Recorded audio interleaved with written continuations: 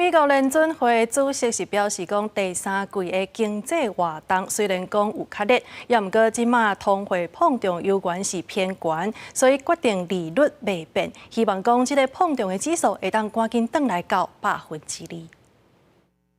伫为期2天的会议结束了后，美国联准会拜三宣布利率未调整，维持伫5.25%到5.5%目标区间。主席鲍尔伫记者会无讲明后续利率决策的走向，而且美国第三季经济活动快速扩张，通货膨胀有悬真悬，认为搁再暂停升息，并无代表未来恶升息。A few months of good data are only the beginning of what it will take to build confidence that inflation is moving down sustainably toward our goal.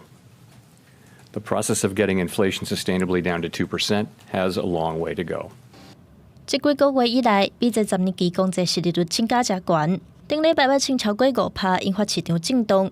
鲍尔认为，长天期公债殖利率加悬，美金走强、股市各类等等因素，可能会对未来货币决策造成影响。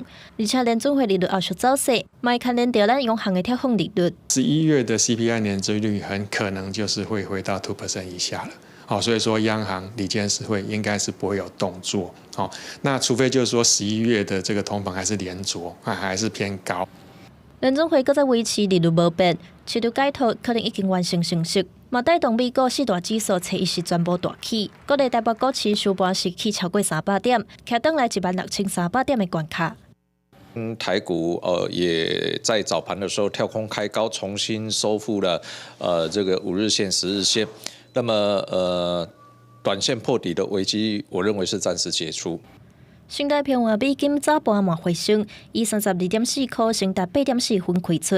伫咧台股阿白拢起的情形之下，新台票进一步起超过32.4块。不过因为联准会会后声明，依然保留所来升息春秋，新台票起价幅度无搁扩大，收盘净伫32.385块的整理。记者综合报道。